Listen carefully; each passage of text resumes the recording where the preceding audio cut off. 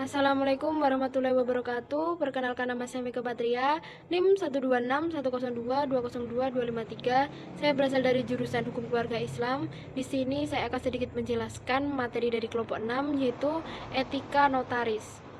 Yang pertama yaitu etika kepribadian notaris. Sebagai pejabat umum, notaris harus memiliki jiwa yang Pancasila, taat pada hukum, sumpah jabatan, dan kode etik notaris. Kemudian harus berbahasa Indonesia yang baik.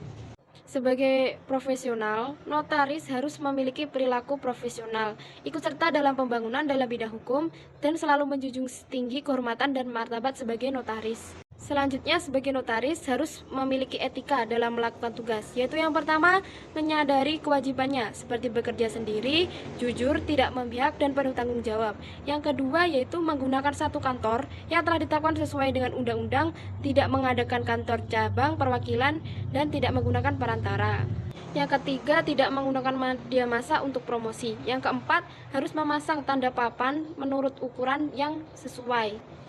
Selanjutnya, etika pelayanan terhadap klien. Yang pertama yaitu memberikan pelayanan hukum kepada masyarakat yang membutuhkan jasanya dengan sebaik-baiknya. Yang kedua, menyelesaikan akta sampai tahap pendaftaran pada pengadilan negeri dan pengumuman dalam berita negara. Apabila klien yang bersangkutan dengan tegas mengatakan atau menyerahkan pengurusannya kepada notaris yang bersangkutan dan klien telah memenuhi syarat-syarat yang diperlukan. Kemudian yang keempat yaitu memberikan penyuluhan hukum kepada masyarakat agar masyarakat menyadari akan haknya sebagai warga negara dan anggota masyarakat. Yang kelima yaitu memberikan bantuan hukum yang bagi orang yang tidak mampu secara cuma-cuma. Selanjutnya yang keenam yaitu dilarang menahan berkas seseorang dengan maksud memaksa agar orang itu membuat akta kepada notaris yang telah menahan berkasnya.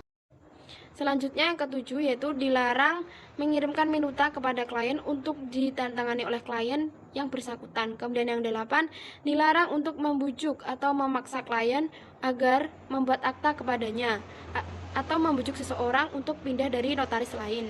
Selanjutnya yang kesembilan yaitu dilarang membentuk kelompok di dalam tubuh Ikatan Notaris Indonesia dengan tujuan untuk melayani kepentingan suatu instansi atau lembaga secara khusus atau eksklusif, apalagi menutup kemungkinan anggota lain untuk berpartisipasi. Yang kesembilan yaitu dilarang membentuk kelompok di dalam tubuh Ikatan Notaris Indonesia dengan tujuan untuk melayani kepentingan suatu instansi atau lembaga secara khusus atau eksklusif, apalagi menutup kemungkinan anggota lain untuk berpartisipasi.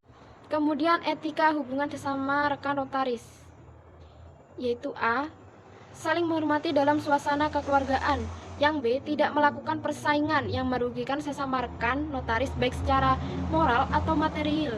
Yang kemudian yang C. Harus saling menjaga dan membela kehormatan dan nama baik korps notaris atas dasar rasa solidaritas dan saling tolong-menolong secara konstruktif. Selanjutnya etika pengawasan. Pengawasan adalah kegiatan yang bersifat preventif dan represif.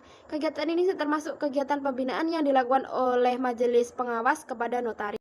Pengawasan secara preventif adalah pengawasan yang dilakukan sebelum pelaksanaan, yang artinya pengawasan terhadap segala sesuatu yang masih bersifat rencana. Sedangkan pengawasan represif adalah pengawasan yang dilakukan setelah pekerjaan atau kegiatan dilakukan.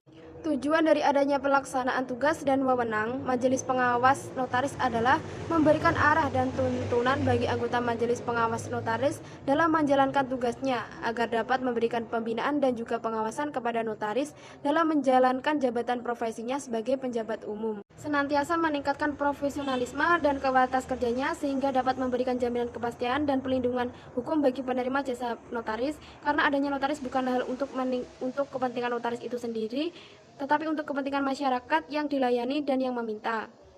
Hubungan kode etik dengan undang-undang. Hubungan pertama terdapat dalam pasal 4 Undang-Undang mengenai sumpah jabatan. Notaris melalui sumpahnya berjanji untuk menjaga sikap, tingkah lakunya dan akan menjalankan kewajibannya sesuai dengan kode etik profesi, kehormatan, martabat dan tanggung jawabnya sebagai notaris. Hubungan yang kedua, undang-undang dan kode etik notaris dalam menjalankan tugas jabatannya sebagai penjabat umum, selain harus tunduk pada undang-undang juga harus taat pada kode etik notaris serta bertanggung jawab. Dengan adanya hubungan ini, maka terhadap notaris yang mengabaikan atau melanggar ketentuan-ketentuan undang-undang dan norma yang dirangkum dalam kode etik notaris, maka dipecat dari keanggotaan profesi notaris dan dari jabatan sebagai notaris. Demikian yang dapat saya sampaikan, semoga bermanfaat. Apabila ada salah kata yang saya ucapkan, saya mohon maaf sebesar-besarnya. Wassalamualaikum warahmatullahi wabarakatuh.